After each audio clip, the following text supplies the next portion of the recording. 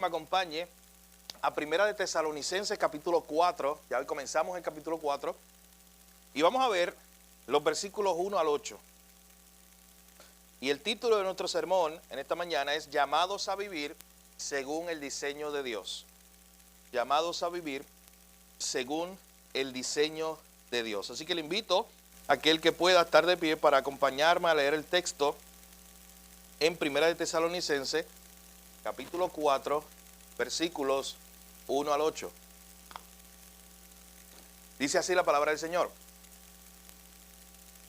Por lo demás, hermanos, os rogamos y exhortamos en el Señor Jesús, que de la manera que aprendiste de nosotros, como os conviene conduciros y agradar a Dios, así también abunden más y más. Porque ya saben qué instrucciones les dimos por el Señor Jesús. Pues la voluntad de Dios es vuestra santificación, que os apartéis de fornicación, que cada uno sepa tener su propia esposa en santidad y honor, no en pasión de concupiscencia, como los gentiles que no conocen a Dios. Que ninguno agravie ni engañe en nada a su hermano, porque el Señor es vengador de todo esto, como ya os hemos dicho y testificado. Pues no nos ha llamado Dios a inmundicia, sino a santificación. Así que el que desecha esto no desecha a hombre, sino a Dios, que también nos dio su Espíritu Santo. Padre, gracias por tu palabra. Gracias en esta mañana porque tú permites la reunión de los santos, la reunión de tu iglesia, Señor. En esta hora te pedimos, como cantábamos hace apenas unos minutos atrás, Señor, abre nuestro corazón a tu palabra, rompe el duro suelo que hay en nosotros, Señor. Ayúdanos a creer. Te pedimos que en esta mañana hables a nuestros corazones, Señor, porque tu palabra nos transforma, tu palabra es suficiente. Señor, que no importa la necesidad, la situación con la cual hayamos llegado hoy, que tu palabra, Señor, nos reconforte, nos dirija y nos enseñe hoy. Que tu Espíritu Santo nos guíe en esta mañana, te lo pedimos en el nombre de Jesús. Amén. Llamados a vivir según el diseño de Dios. Como les mencionaba, es el título de nuestro sermón. Pero antes de entrar de lleno en nuestro sermón, ya iniciando el capítulo 4 de nuestra serie de sermones sobre este libro, yo quiero que pensemos en lo siguiente.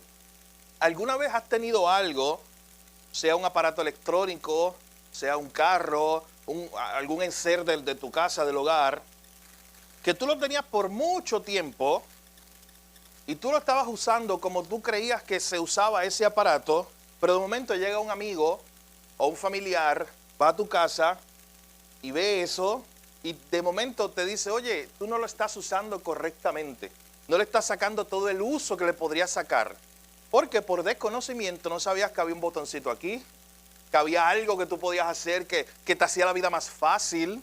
Eso nos pasa mucho. A mí me pasa con el teléfono celular, con las aplicaciones en la tableta, que yo me he complicado y de momento alguien viene y me dice, no, mira, eso era así de fácil. No era tan complicado como tú creías. Nosotros cuando compramos nuestra casa, había muchos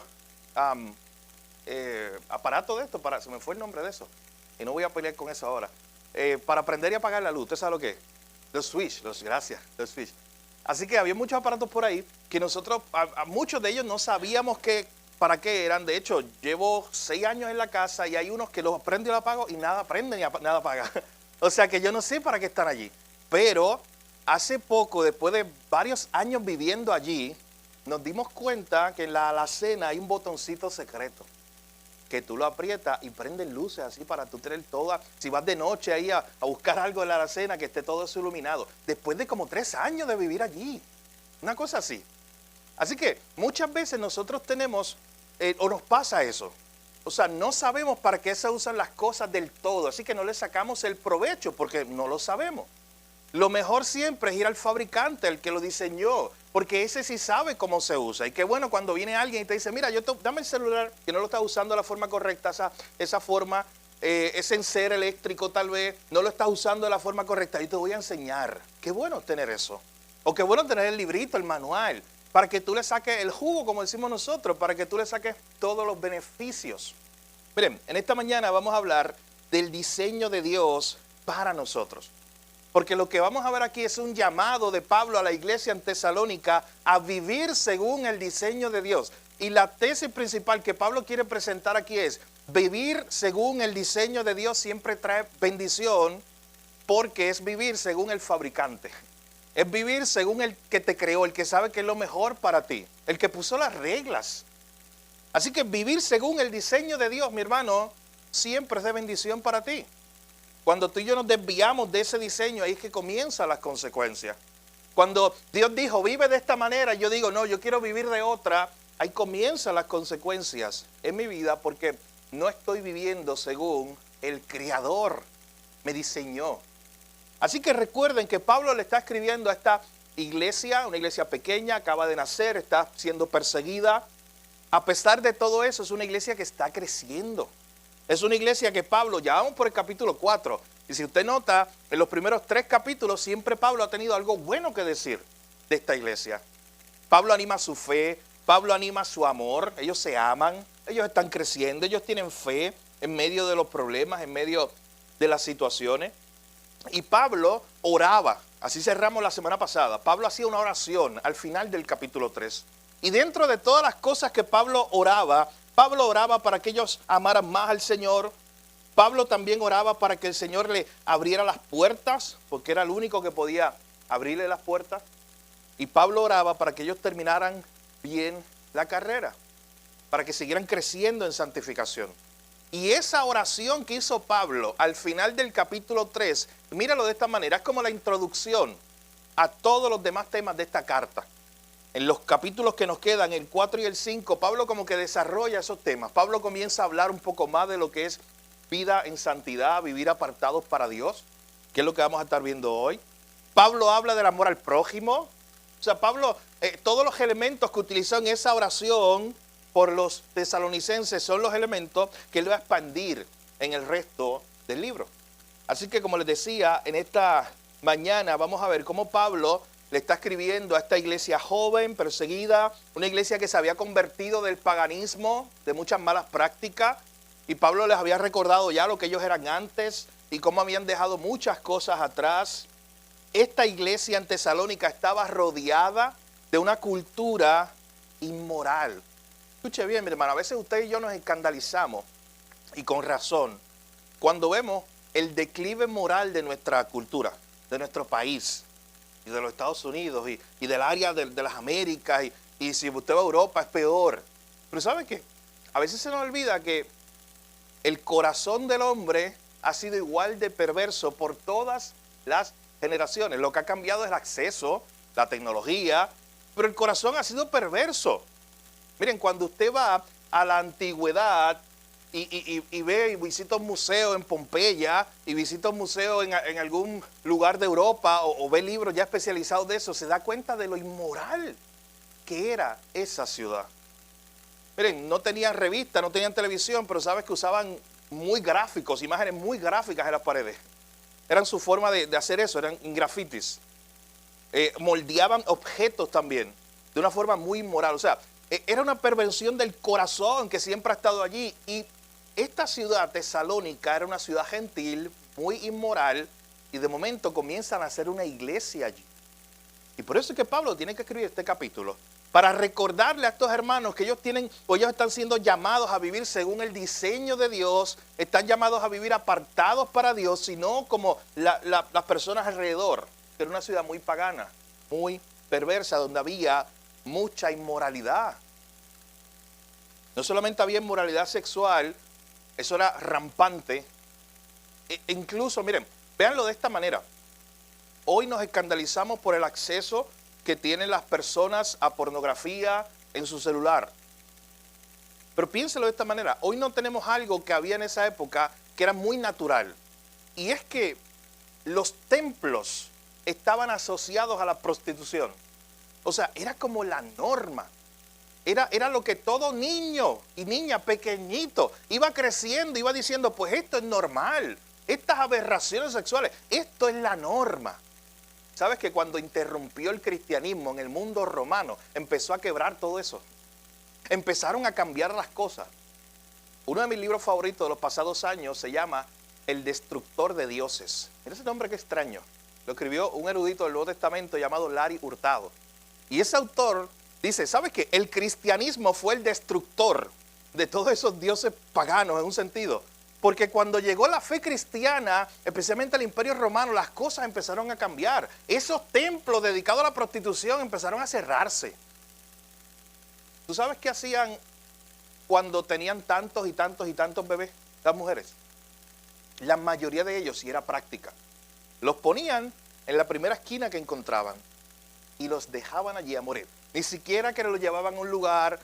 No, los dejaban en una esquina allí, al frente de las casas, en las plazas. Y fueron los cristianos los primeros, escuche bien, que se dedicaron a decir, hay que hacer algo por estos niños. Así que el cristianismo llegó a interrumpir una sociedad muy corrupta, muy inmoral, y comenzó a cambiar las cosas. Pablo está escribiéndole a una iglesia que estaba viviendo en una ciudad así, muy pagana. Y Pablo les tiene un mensaje y les dice, oye, recuerden que ustedes están llamados a vivir de una forma muy diferente. Estaban rodeados de inmoralidad, eso no es muy distinto a hoy. Pues repito, lo que ha cambiado es la tecnología y el acceso a la tecnología, pero el corazón perverso del hombre siempre ha sido el mismo. Ellos estaban caminando bien. Como les decía, llevamos 3 capítulos donde Pablo ya le está animando a esta iglesia, diciéndole, oye, ustedes están en el camino correcto. Pero miren el verso 1. Por lo demás, hermanos, les rogamos y les exhortamos en el Señor Jesús, que de la manera que aprendiste de nosotros, cómo os conviene conduciros y agradar a Dios, así abunden más y más. Esta no es la primera vez que Pablo ya le dice, ustedes son una iglesia que se aman unos a otros. Qué bueno, ámense más. Ustedes conocen a Dios, qué bueno, conozcan más a Dios. Note que Pablo está enseñándonos aquí la importancia de lo que es la madurez espiritual.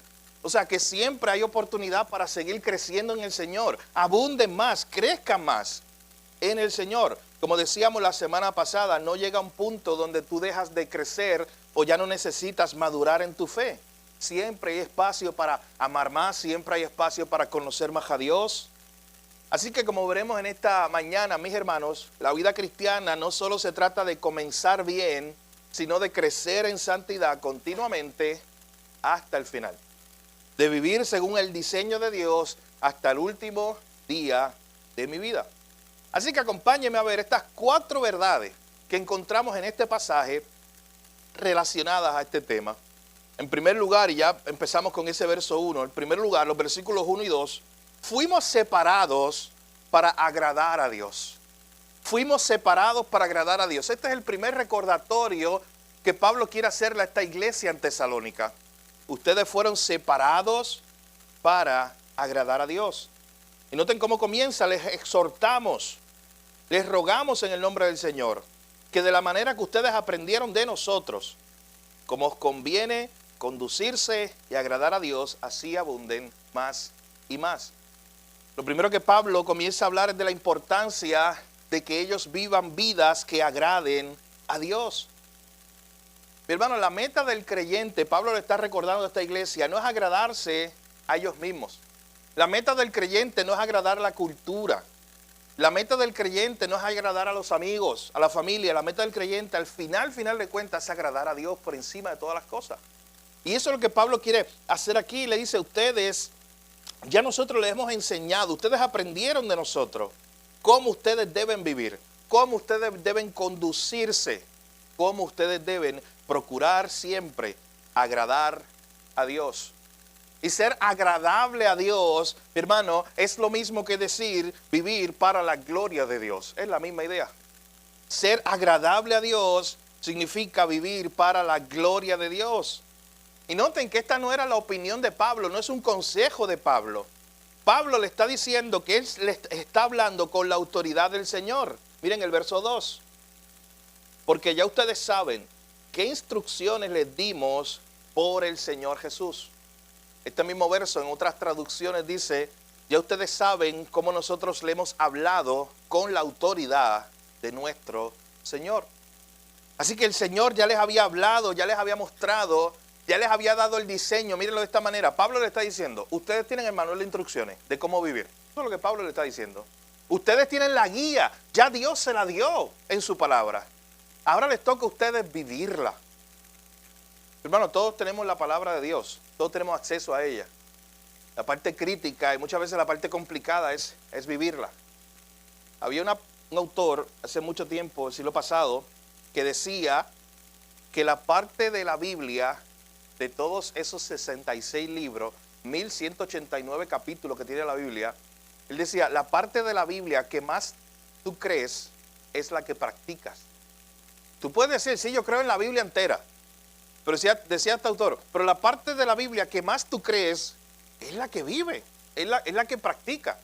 Y aquí Pablo le está diciendo a estos hermanos, ya nosotros le contamos, ya nosotros le dimos el manual, ya nosotros le hablamos con la autoridad de Dios, ya les mostramos el ejemplo. Noten que él está diciendo, ya les hablamos con la autoridad del Señor, pero también les mostramos el ejemplo. Ustedes aprendieron de nosotros cómo deben conducirse, cómo deben guiar su vida.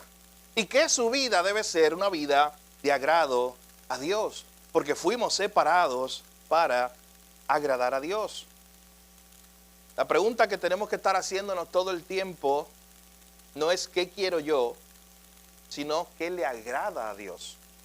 Pero sin embargo vivimos en una cultura que las cosas son al revés. Esta idea está al revés.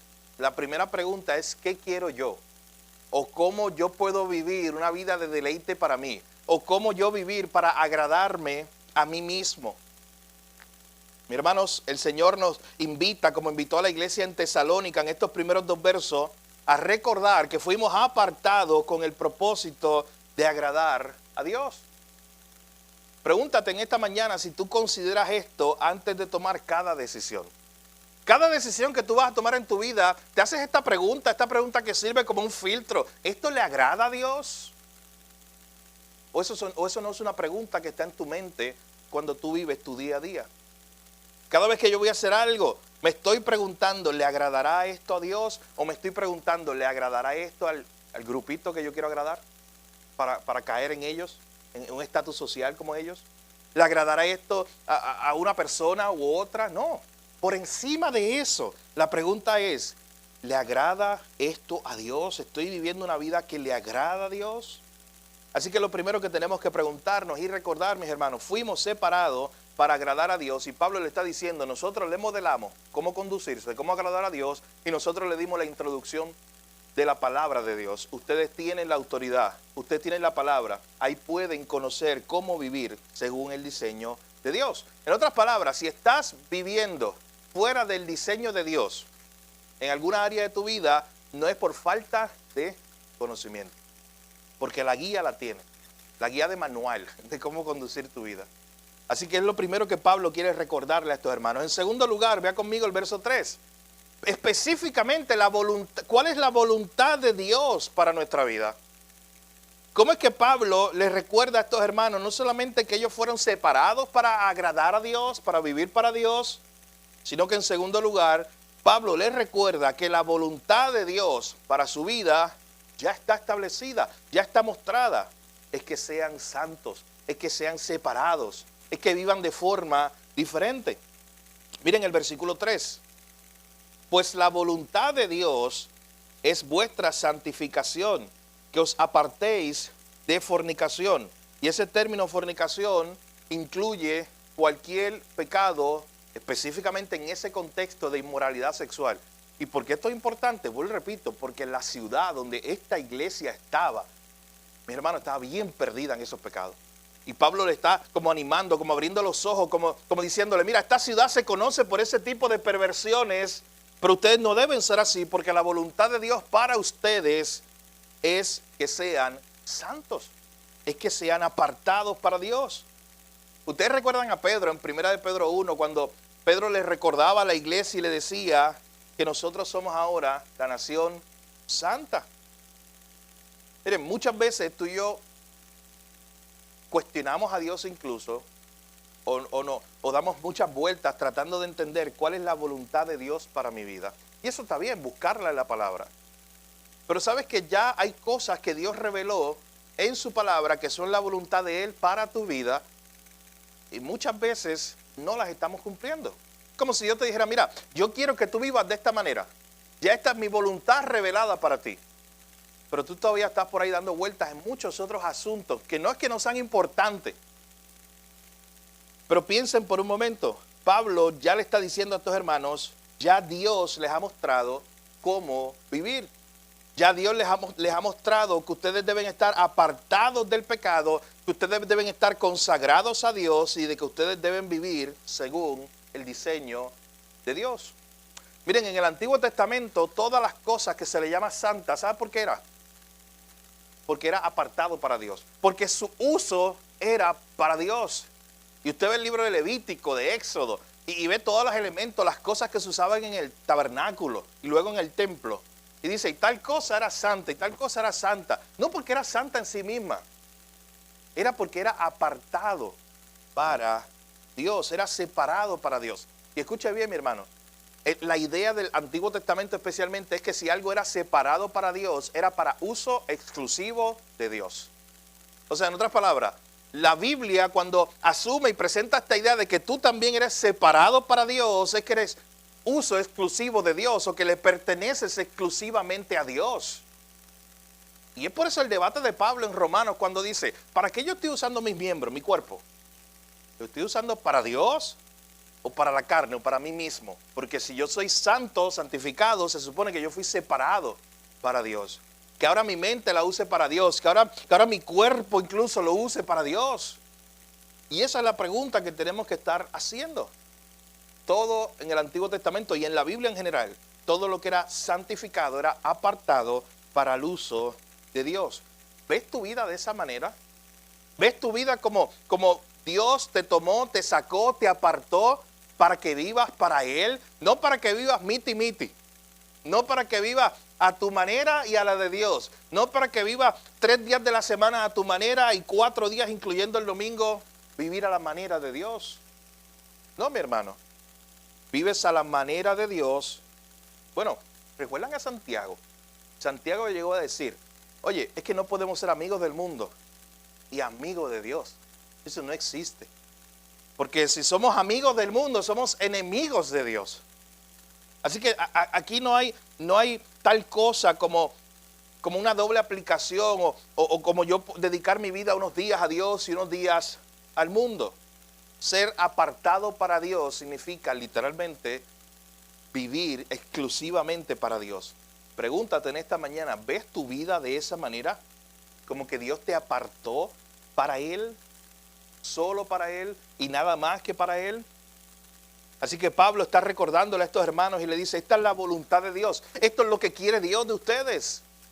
Dios quiere que ustedes vivan de esta manera. Y a veces perdemos más tiempo. Y yo lo repito, no es que sea malo en sí mismo, pero a veces perdemos mucho más tiempo preguntarle a Dios, Señor, ¿y cuál es tu voluntad para esto? ¿Y cuál es tu voluntad para aquella cosa? ¿Y cuál es tu voluntad para la otra? Y no consideramos cosas que ya Dios reveló. Señor, tu voluntad es que yo viva de forma separada para ti, que te agrade a ti, que mi vida, mi tiempo, todo mi ser te pertenezcan completamente a ti. Y para vivir para Dios, tengo que apartarme de todo lo demás. Y aunque eso suena lógico, mi hermano, pero es muy importante que lo recordemos.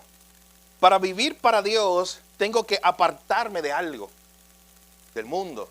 Y aquí el autor termina diciendo en esa línea del verso 3, para que ustedes vivan separados para Dios, tienen que, noten el término, tienen que apartarse, tienen que alejarse. No pueden seguir caminando en pos de esos pecados, no pueden seguir caminando según la cultura y el mundo que los rodea. Pablo les está diciendo, y a la misma vez decir que viven para Dios. Tienen que apartarse de eso. Hermanos, ¿de qué pecado tienes que apartarte tú para vivir completamente para Dios? ¿De qué pecado tienes que detenerte completamente y decir, tengo que apartarme? Escucha bien, mi hermano. Esto no es simplemente algo que es por encima. Como, oye, me alejo hoy, pero ahorita regreso. Miren, había un autor, se llama Agustín de Hipona, uno de mis favoritos, siglo V. Él vivía en África, el norte de África. Uno de los teólogos más importantes de la historia de la iglesia. Y él llegaba a decir, esto yo lo he dicho antes, aquí, en una de sus biografías, se llama Confesiones. Él llegó a decir, Señor, mira, quítame la lujuria, pero no hoy.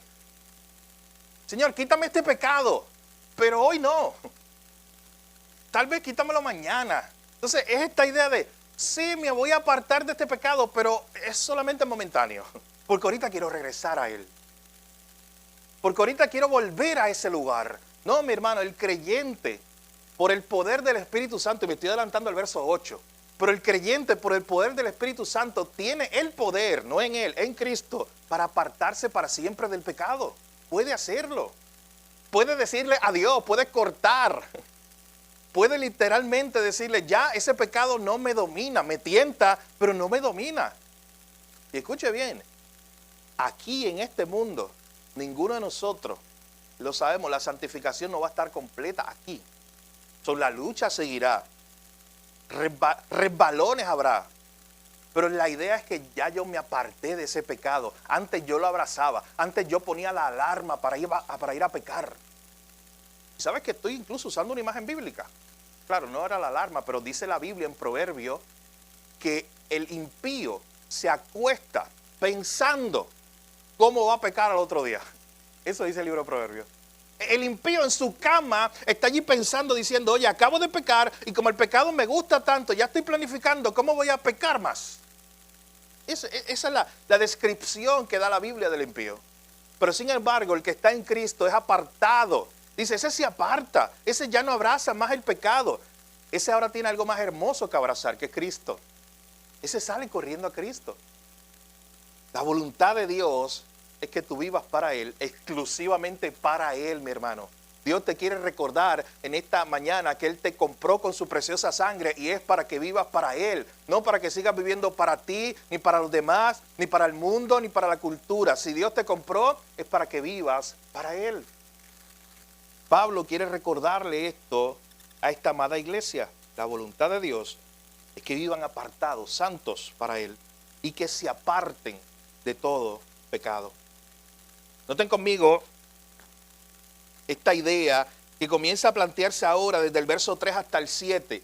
¿Cómo debemos vivir según el diseño de Dios?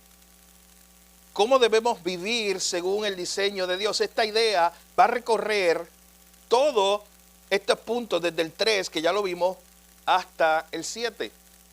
Noten que esto no es una opinión humana, como Pablo está recordando otra vez. Este es el diseño de Dios. Dios quiere que seamos santos, Dios quiere que vivamos separados para Él. Dios tiene un pueblo santo y quiere que el pueblo se parezca a Él. Miren lo que dice el verso 4. Que cada uno de vosotros sepa tener su propia esposa en santidad y en honor. Entonces tú te detienes por un momento y piensas, oye, Pablo le está escribiendo a una iglesia. Esta exhortación se ve un poco extraña. Es como, ¿por qué yo tengo que recordarle a una iglesia cristiana, a los creyentes? Oye, recuerden que tienen que tener más que una esposa. El pastor Edgardo y yo estamos aquí todos los domingos recordándole a los hombres eso. O sea, ¿por qué específicamente él tiene que hacer eso? Piense por un momento. Recuerden, le dice aquí, tener a su propia esposa en santidad y honor. ¿Y usted sabe por qué Pablo está hablando así? Porque ahora, desde el verso 4 al 7, y este es el tercer punto, Pablo les recuerda otra verdad. Debemos vivir según el diseño de Dios. Y el diseño de Dios para el matrimonio, Dios lo mostró desde el Génesis, desde la creación. El matrimonio no es un constructo social como nos quieren enseñar. No es un invento del hombre. El matrimonio es un diseño de Dios. El matrimonio entre un hombre y una mujer que se aman y forman una familia es un diseño de Dios, es un regalo de Dios. Y Pablo quiere recordarle a estos hermanos. De hecho, piensen por un momento, y quiero que nos pongamos en el contexto. ¿Por qué Pablo tiene que hablar de lo básico? Oye, que cada hombre viva con su propia esposa, con una esposa, y que viva con ella, dice el versículo 4, en santidad y honor, separándose de todo pecado inmoral, y solamente viviendo con su esposa en santidad y honor. Lo básico. ¿Sabes qué? En ese momento, eso era radical. O sea, ¿cómo que yo tengo que tener una esposa o una mujer si puedo tener muchas?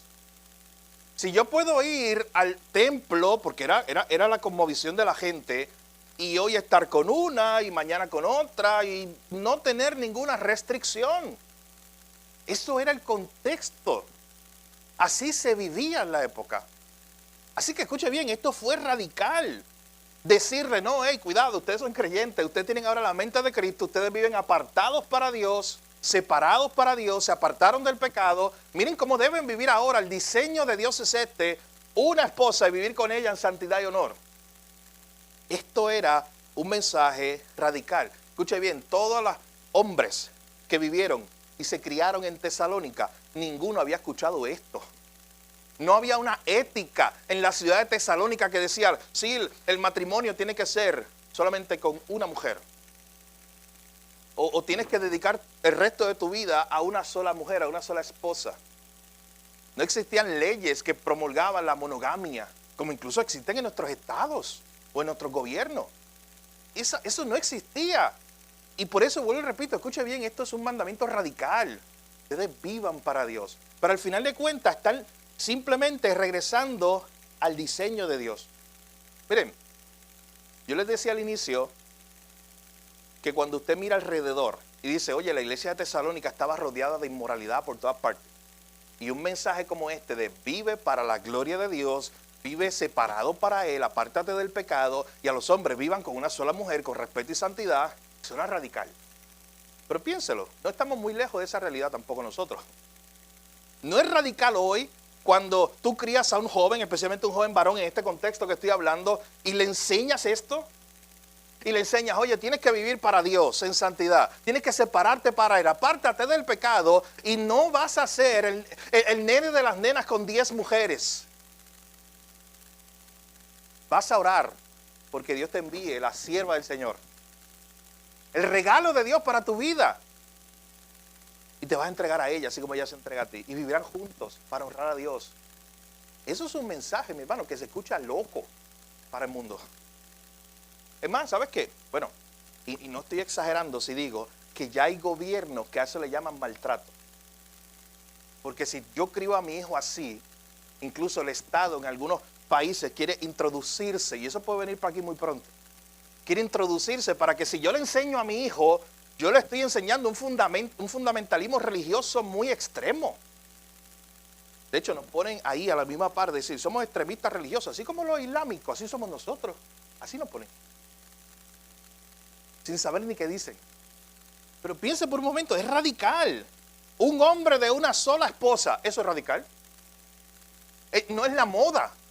Un hombre que solamente se dedica a vivir en santidad y honor para su esposa, para agradar a Dios, para dirigir una familia para la gloria de Dios. Eso, mi hermano, lo que se supone que era la norma, lo que siempre fue el diseño de Dios, hoy parece algo extraño. Lo que se supone que era lo básico. Bueno, ¿por qué hay tanto escándalo hoy con querer añadir o entrar a un hombre a participar en certámenes de mujeres de belleza, en deportes, en cárceles, matrimonios entre personas del mismo sexo? ¿Por qué hoy eso es un escándalo? Miren, porque en su momento, aún en la cultura se creía de que, oye, este es el diseño de Dios, un hombre y una mujer se juntan para la gloria de Dios.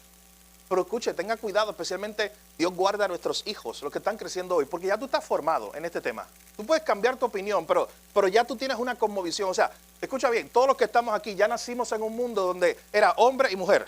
Se casan y es la norma, pero no nuestros niños. Escucha bien, nuestros niños no están creciendo en ese mundo. Nuestros niños están creciendo en un mundo muy diferente, donde para ellos va a ser como normal cuando lleguen a la edad adulta en que 2 hombres se casen o 2 mujeres se casen. Tenemos que orar por nuestros niños. Tenemos que invertir más tiempo en ellos. Tenemos que recordarle el hermoso diseño de Dios para la familia. Tenemos que hacerlo, mi hermano. Si tú no tienes hijos, tienes un nieto. Si no tienes un amigo, un vecino, pero inviértete en algún niño y recuérdale, cuéntale las hermosas historias de cómo Dios creó a Adán y a Eva con un propósito hermoso para su gloria. Eso es radical, lo que se supone que fuera la norma. Y hoy hablamos de esa manera y les parecemos muy extraños a este mundo. Parecemos extraterrestres. A esto les parece cosa extraña. ¿Sabes que la Biblia dice en 1 de Pedro 4:4 que al mundo les parece cosa extraña que nosotros no corramos como ellos en el mismo desenfreno? Al mundo le parece cosa extraña que nosotros no corramos como ellos. ¿Cómo es eso, Pablo? ¿Cómo que una esposa? ¿Cómo que vivir apartado para Dios? ¿Cómo es eso de apartarte del pecado si eso es lo que me gusta? ¿Cómo es eso, Pablo? Oye, es que el mundo nos ve como una cosa extraña el que nosotros no corramos con ellos. Y noten el término que usa Pedro, en el mismo desenfreno. Pecando y pecando y pecando y literalmente sin la emergencia puesta. ¿Entiende la idea? O sea, no hay por qué parar. Queremos seguir pecando. Eso es lo que le gusta al mundo. Se acuesta hoy y mañana ya está planificando, como decía ahorita, qué hacer mañana. Oye, miren cómo entonces el hombre en su estado natural se rebela contra Dios todos los días. Cuando no quiere vivir según el diseño de Dios. La paciencia de Dios es más grande de lo que tú puedes entender. La paciencia de Dios es más grande de lo que yo puedo entender. Cómo esa paciencia de Dios hace que todavía el sol salga sobre justo e injusto. Cuando todos los días nos rebelamos contra Él. Hermano, nunca entenderemos del todo esa paciencia de Dios, ese amor de Dios. De hecho, cerrando este tema, cuando pensaba y preparaba este sermón, en el verso 4, y Pablo presentando esta idea de vivir con una sola mujer, porque este es el diseño de Dios en el matrimonio, apartarte del pecado y todo eso. Miren, Paul Washer dijo algo en alguna ocasión que me marcó, porque entendí muy bien la idea de lo que él quería decir. Y entiendo que él captó lo que es el concepto de matrimonio bíblico. Paul Washer decía que cuando está el esposo y la esposa en el altar, compartiendo sus votos frente a una multitud, frente a testigos, especialmente delante de Dios, que es el testigo más importante. Él dice, mira, y él habla a los hombres, y le dice, cuando tú le dijiste que sí a una mujer, ahí delante de Dios, le estabas diciendo que no a todas las demás. Cuando tú le dijiste que sí, en ese mismo momento, tú te estabas comprometiendo a amarla solo a ella, a vivir honrosamente solo con ella, a mirarla solo a ella, a vivir para ella sacrificialmente como Cristo vivió por su iglesia. Hermano, pero ¿cuánto de eso se vive en los matrimonios de hoy? Un hombre que incluso en lo externo parezca que es un hombre de una sola mujer, pero en su corazón es un hombre que está lleno de deseos por 1000 mujeres. ¿Ustedes entienden la idea? No estamos viviendo según el diseño de Dios. Cuando le dijimos que sí a una mujer allí delante de Dios, le dijimos que no a todas las demás. Eso era algo, vuelvo y repito, era radical y todavía lo es hoy. Se escucha extraño. ¿Por qué el matrimonio está en declive? ¿Por qué la gente ya no se quiere casar? ¿Usted sabe por qué? Porque no quiere compromiso con Dios. Primero con Dios y después el uno al otro. Y vemos cómo esas estadísticas van llenando más y más y más el mundo. Es radical cuando una persona se casa y quiere vivir para Dios. Un hombre y una mujer. Eso es radical en este mundo. Cuando tú quieres vivir según el diseño de Dios y empiezas a vivir según en contra de la corriente, no solamente en esto del matrimonio, sino en cualquier aspecto de tu vida, escucha bien, mi hermano, eso es radical. Miren la comparación que ahora hace Pablo entre los versículos 5 en adelante. Dice, ustedes sepan cada uno tener su propia esposa. Y después le dice, no vivan en pasión de concupiscencia como los gentiles que no conocen de Dios. Entonces Pablo, cuando está hablando con ellos, le dice, oye, miren, ustedes que ahora tienen que vivir separados para Dios según el diseño de Dios, no pueden vivir con ese desenfreno, en pasión de concupiscencia, o sea, solamente viviendo para sus deseos y satisfacer sus deseos de la carne. Ustedes no vivan así. ¿Sabe quién vive así? Así viven los gentiles. Y noten la parte final. Los gentiles que no conocen a Dios. En otras palabras, Pablo dice, mira, no te sorprenda de esa gente. Esa gente vive así porque ellos no conocen a Dios. ¿Qué tú esperas de ellos? ¿Qué tú esperas del fruto que dé? Del árbol de mango, tú te sientas a esperar que te dé un mango.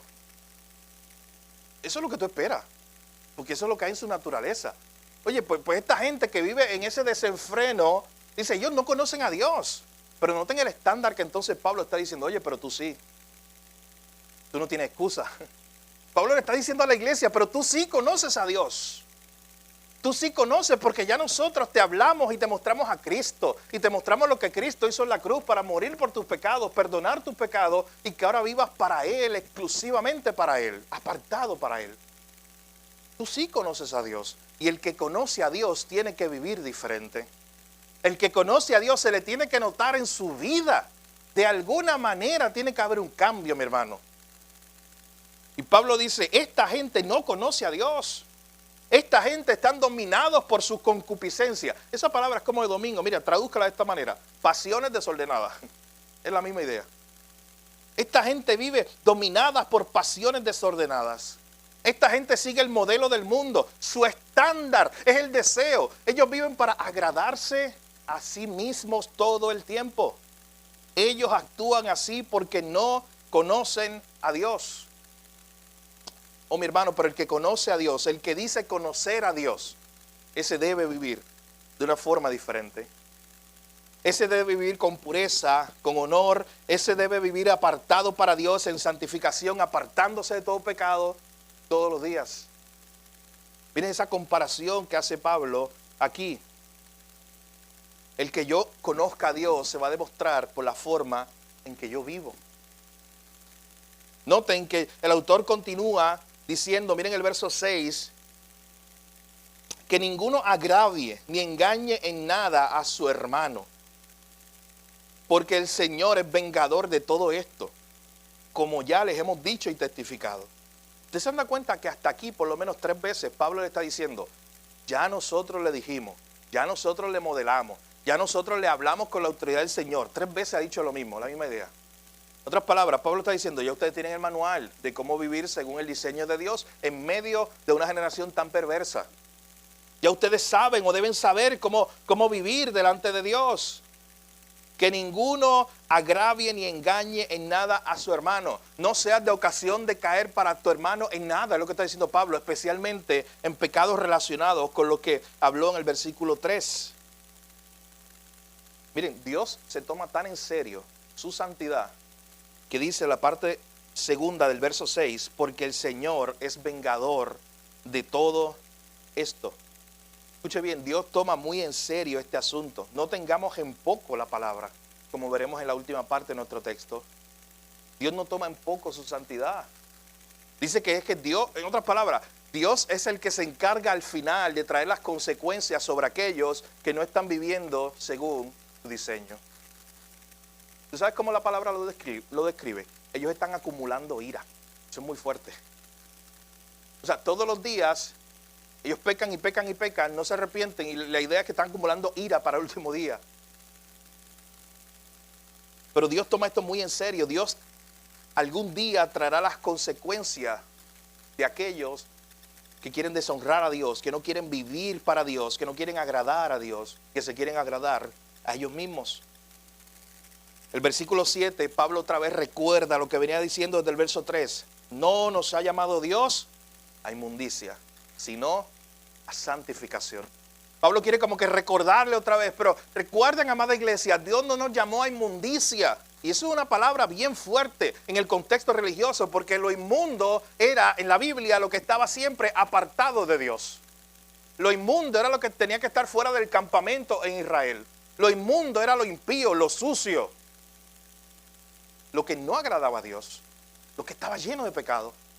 Y ahora Pablo le está diciendo a esta amada iglesia, Dios no te llamó a inmundicia, Dios te llamó a santificación. De hecho, Dios te limpió, Dios te rescató. ¿Por qué seguir viviendo como un inmundo o como un impío? Es lo que está implícito en esta idea. Miren, cuando Dios hablaba con el pueblo de Israel, eso pasó en Jeremías, en los profetas, en Ezequiel especialmente. A veces la imagen que Dios utilizaba para ilustrar su relación con Israel era de él siendo un esposo y el pueblo siendo la esposa. Y hay imágenes muy hermosas para el cafecito de esta tarde, especialmente en Ezequiel. Hay imágenes donde aparece Dios diciéndole a su esposa, es la iglesia, el pueblo de Dios, de Israel, y le dice, oye, mira, tú estabas sucia, así le dice al pueblo, estabas sucia, llena de pecado. Y yo te saqué de allí, y yo te limpié, y yo te puse ropa nueva, y yo te purifiqué, ¿Y sabes qué hizo el pueblo cuando Dios hizo eso? Una y otra vez se fue, otra vez, a ensuciarse. Entonces Pablo le está diciendo a esta iglesia, oye, si Dios te santificó y te apartó para ti, significa que Dios cambió tu corazón. Miren, ninguno se ofenda por la ilustración que voy a usar, pero tú y yo éramos como cerditos que por naturaleza le gustaba el lodo. Eso éramos tú y yo, utilizando la ilustración. ¿Qué hace un cerdito? Pero le gusta el lodo. Mira, él se baña, él está contento, está como un pez en el agua, así está el cerdito en el bache, déjalo. Miren, si tú un día tienes un cerdito de mascota, le vas a hacer mucho daño si todos los días lo quieres bien limpiecito y no le pones un área para que él se revuelque. Porque ¿saben qué? Esa es su naturaleza. De hecho, lávalo, bríllalo bien, pásale un cepillito y ¿sabes qué va a terminar? Revolcándose en el lodo. Porque es su naturaleza. Así éramos nosotros. Pero cuando Cristo viene a nuestra vida, de modo que si alguno está en Cristo, nueva criatura es. Las cosas viejas pasaron, todas son hechas nuevas. Hermano, Cristo cambia esa naturaleza. Y ahora hace que no deseemos revolcarnos allí. Antes nos gustaba. Antes era nuestro deleite. Pero ahora Él nos limpió y le está diciendo en verso 7 a estos hermanos, pero si ya yo los limpié, ¿por qué quieren revolcarse otra vez en el lodo del pecado? Si ya yo los limpié, ¿por qué quieren vivir en inmundicia? ¿Notan el llamado de Pablo? Si ya yo los hice libres, ¿por qué quieren esclavizarse con el pecado? Si ya yo los limpié, ¿por qué se ensucian una y otra vez con el pecado? Ya yo les cambié la naturaleza, ya no tienen que revolcarse allí. Eso era lo que hacían antes. Y ese es el llamado del verso 7. No nos ha llamado Dios a inmundicia. De la inmundicia nos sacó, mi hermano. De lo sucio, de lo vil nos sacó Dios. Y nos llamó para Él. Nos limpió. ¿Ustedes recuerdan la imagen del hijo pródigo? Lucas 15. El hijo pródigo literalmente revolcándose, ahí no es una metáfora, literalmente revolcándose con los cerdos, porque eso era lo único que encontró para vivir. Dice el pasaje, que cayó en sí, regresó a su casa, y qué hermosa imagen, que ahí estaba el padre, que se puso contento para recibirlo. ¿Pero qué dice el texto? ¿Sabe qué dice el texto? ¿Alguien recuerda lo que hizo Dios? Miren, le puso anillo, escuche bien, le puso ropa, y esa ropa nuevecita, ¿usted sabe que él olía? O sea, él tenía una ropa de inmundicia, él tenía una ropa sucia, él venía de los cerdos.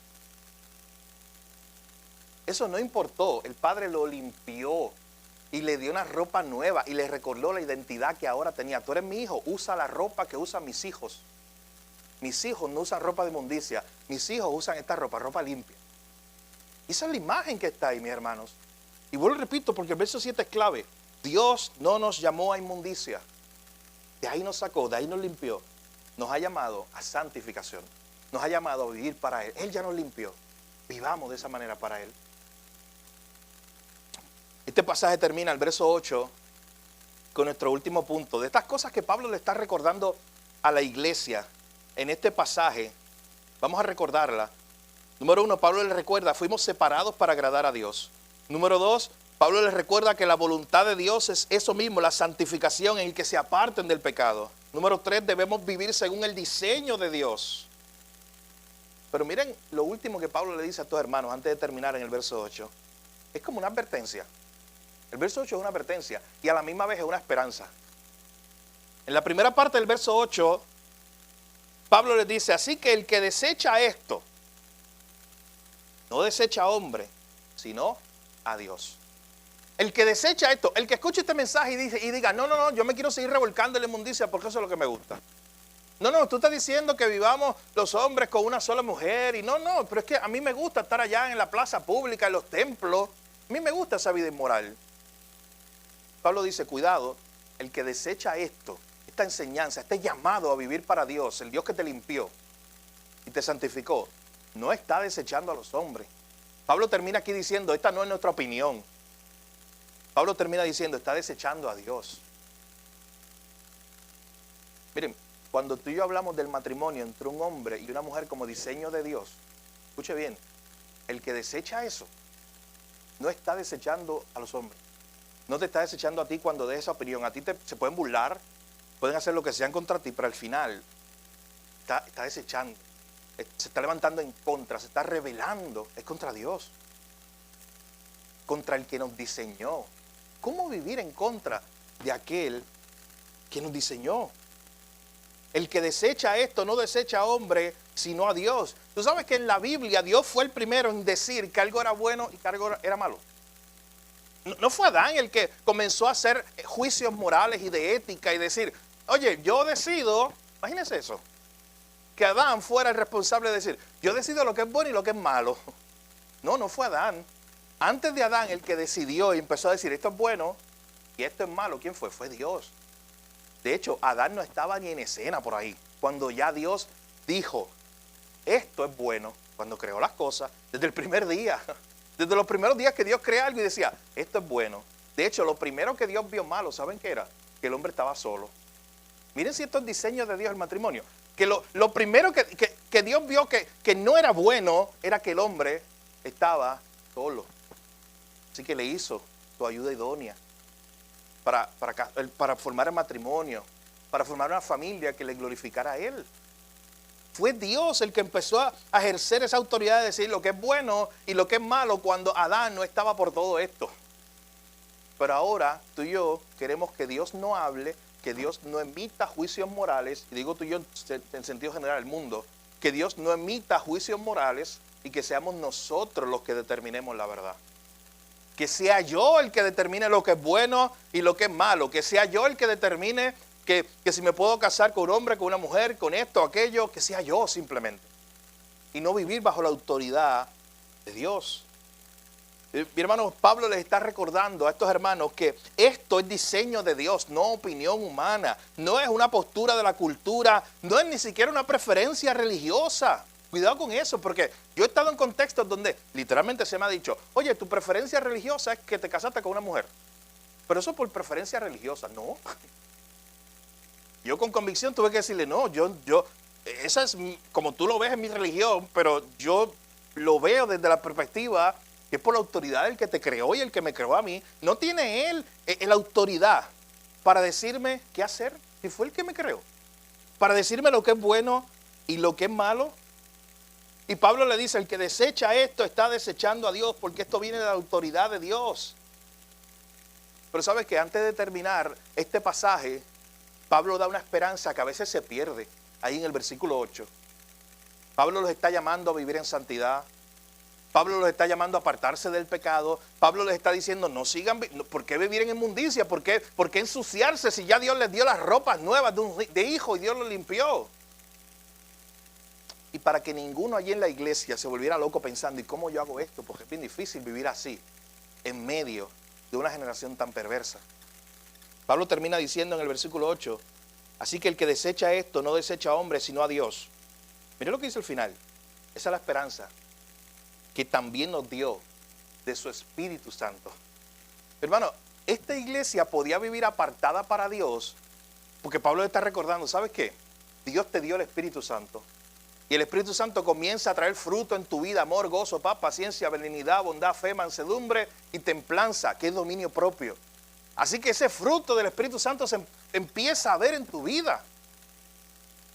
El Espíritu Santo está en ti. Dios no solamente nos manda a vivir en santidad, Dios nos capacita a vivir en santidad. Eso es lo que está diciendo.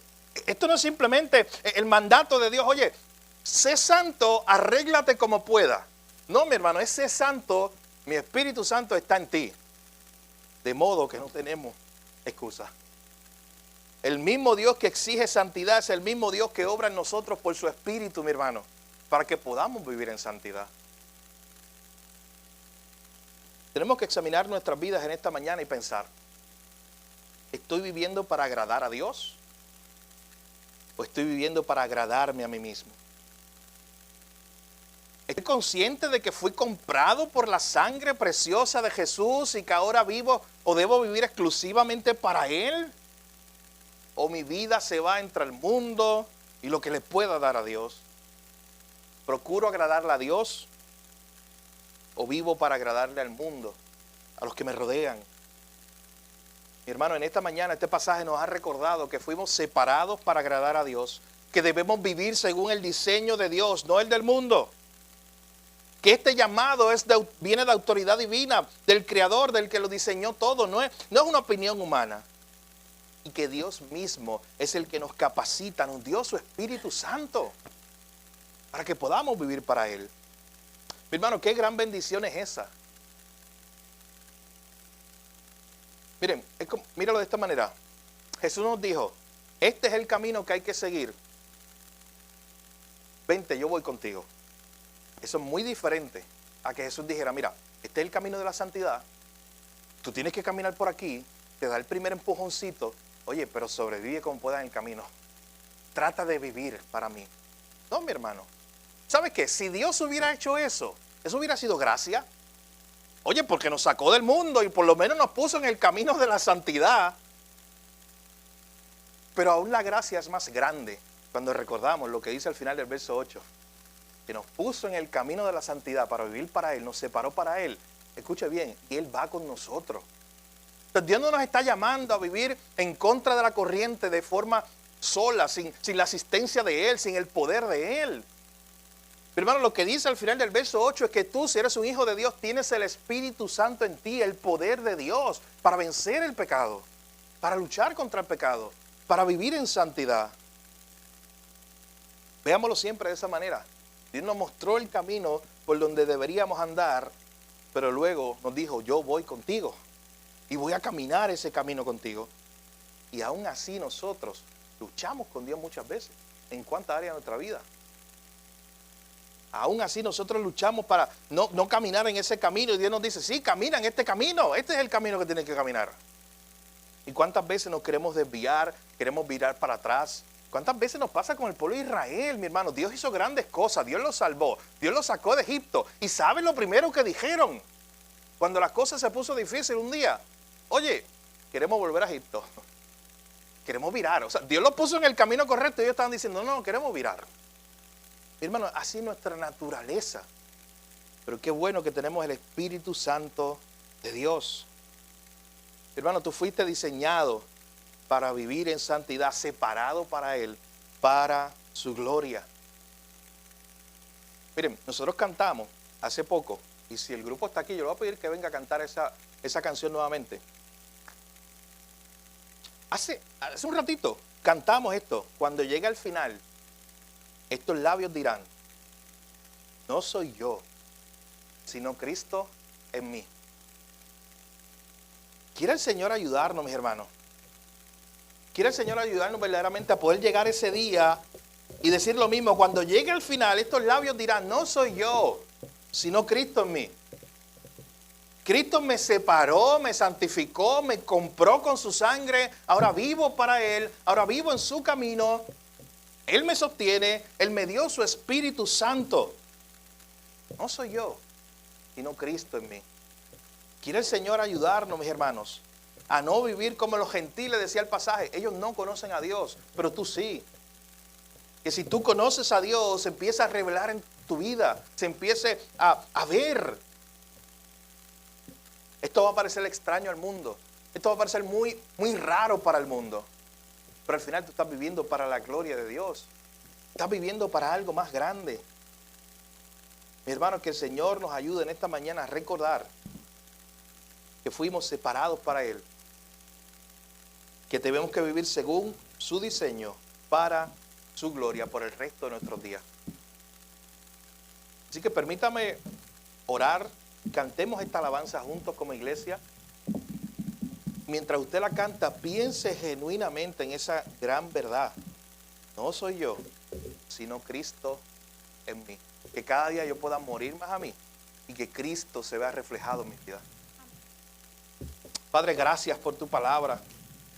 Gracias, Señor, porque a través de ella somos animados, confortados, Señor. Gracias porque hoy nos has recordado el camino que nos has trazado. El camino de vivir separados para ti, apartándonos del pecado cada día. Esto es algo que es una contracultura. Es caminar en contra de la corriente, Señor. Pero gracias porque hoy también nos recuerda que no vamos solos, porque tú estás con nosotros. Tú estás en nosotros. Oh, Señor, ayúdanos, porque muchas veces nuestro corazón quiere regresar a Egipto. Porque muchas veces nuestro corazón desea cosas que no debe desear del pasado, de nuestra vida pasada. Señor, perdona nuestros pecados y ayúdanos en esta carrera, Señor. Ayúdanos a crecer en santidad, ayúdanos a crecer separados para ti. Señor, ayúdanos a vivir según tu diseño, porque muchas veces estamos viviendo en consecuencias en algunas áreas de nuestra vida, porque no estamos viviendo según tu diseño. Señor, tú nos dejaste tu manual, tu guía, tu palabra. Tú fuiste nuestro creador. Eres tú el que sabe lo que es bueno y lo que es malo para nosotros. Perdónanos por todas las veces que hemos querido ser sabios en nuestra propia opinión y hemos querido conducir nuestras vidas agradándonos a nosotros mismos y no agradándote a ti, Señor. Señor, queremos vivir vidas que te agraden a ti y que te honren a ti. Gracias, Señor, te damos en esta mañana. En tu nombre oramos, Jesús.